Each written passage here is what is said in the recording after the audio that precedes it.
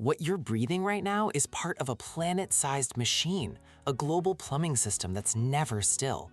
It's all driven by one simple fact. The sun heats our planet unevenly. The equator gets a direct, intense blast of sunlight, while the poles receive a weaker, slanted glance.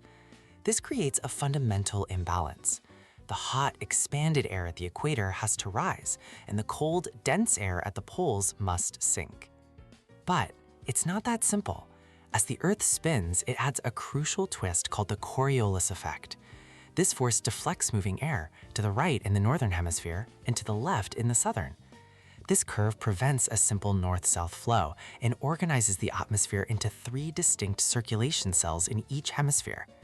The most dominant is the Hadley cell. It starts at the equator, where all that rising hot air creates the intertropical convergence zone, a belt of intense rain that feeds the world's rainforests. This air travels high up, cools, and then sinks back down around 30 degrees latitude.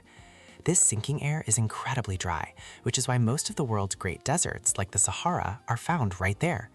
As this air flows back to the equator along the surface, it creates the famous and consistent trade winds.